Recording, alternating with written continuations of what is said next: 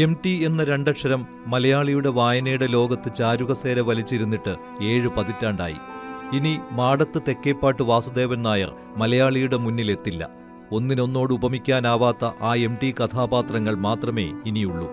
ആരായിരുന്നു MT? മലയാള സാഹിത്യത്തെയും ഭാഷയെയും ലോകത്തോളം വളർത്തിയ മഹാനായ എഴുത്തുകാരൻ.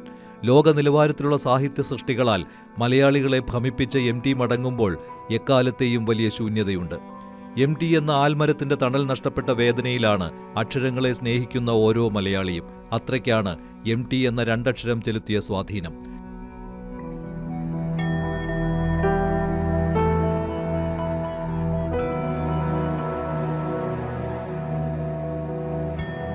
കൂടല്ലൂരിൽ ജനിച്ച് ആ ഗ്രാമത്തിന്റെ നൈർമല്യവും നാടും നാട്ടുവഴികളും കാവും കുളങ്ങളും നാലുകെട്ടും നടുമുറ്റവും കാച്ചിയ എണ്ണയുടെ മണവും മലയാളിയുടെ എക്കാലത്തെയും വലിയ ഗൃഹാതുര ഓർമ്മയിലേക്ക് ആനയിച്ച് ഇതിഹാസമായി മാറിയ ജീവിതം.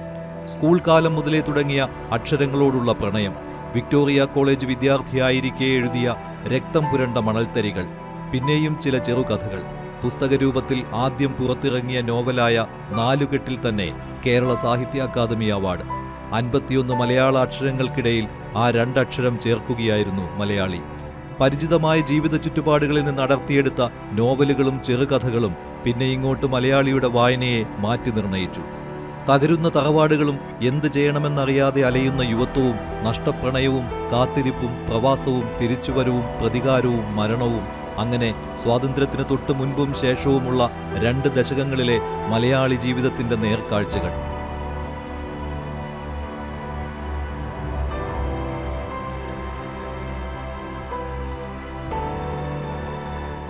മാറിയ കാലത്തും MTയുടെ സൃഷ്ടികൾ അതേ വായനാനുഭവം നൽകുന്നത് ആ പ്രതിഭയുടെ ദീർഘവീക്ഷണം. നാലുകെട്ടിനു ശേഷം അസുരവിത്ത്, മഞ്ഞ്, കാലം, വിലാപയാത്ര തുടങ്ങിയ നോവലുകൾ. ഒടുവിൽ ഭീമന് പുതിയ ഭാഷ്യം രചിച്ച മാസ്റ്റർ പീസ് രണ്ടാമൂഴം. ചെറുകഥകളൊന്നും മനസ്സിൽ നിന്ന് മായ്ക്കാനാവില്ല. ഇരുട്ടിന്റെ ആത്മാവ്, കുട്ടിയേടത്തി, ഓപ്പോൾ. എഴുതിയതിനേക്കാൾ മെച്ചപ്പെട്ടത് എഴുതാനാവുന്നില്ലെങ്കിൽ കീറിക്കളയുന്ന MTയുടെ തൂലികയിൽ ശേഷം പിറന്നത് ചെറുകഥാസാഹിത്യത്തിലെ പൊന്മുത്തുകൾ.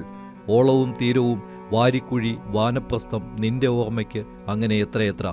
എഴുത്തിന്റെ അവസാന ദശകത്തിലും ഉറവ് പറ്റാത്ത അക്ഷരഖനിയിൽ നിന്ന് ഷെർലക്, ചെറിയ ചെറിയ ഭൂകമ്പങ്ങൾ, ശിലാലിഖിതം എന്നിവയും പുറത്തുവന്നു. സാഹിത്യകാരന് അത്ര എളുപ്പം വഴങ്ങാത്ത സിനിമയിൽ MT വന്നു പോവുകയല്ല, അഗ്രഗണ്യനായി. MTയുടെ തിരക്കഥ ഒരു സാഹിത്യ ശാഖയായി മാറി. മുറപ്പെണ്ണിൽ തുടങ്ങി തന്റെ ചെറുകഥകളെ സിനിമാ ഫ്രെയിമിലേക്ക് രൂപാന്തരപ്പെടുത്തുക മാത്രമല്ല MT ചെയ്തത്, പുതിയ കഥകളും പുതിയ ഭാഷ്യങ്ങളും രചിച്ചു.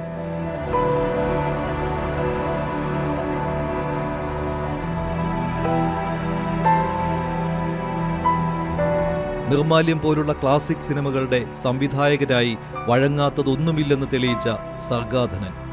ഒരു വടക്കൻ വീരഗാഥ, പഞ്ചാഗ്നി, നഖക്ഷതങ്ങൾ, ഇടവഴിയിലെ പൂച്ച, മിണ്ടാപ്പൂച്ച, പരിണയം, സുഹൃതം, ആൾക്കൂട്ടത്തിൽ തനിയെ. MTയുടെ തിരക്കഥകൾ കിട്ടുന്ന സംവിധായകൻ അനുഗ്രഹിക്കപ്പെട്ടവനായി. അതായിരുന്നു MT.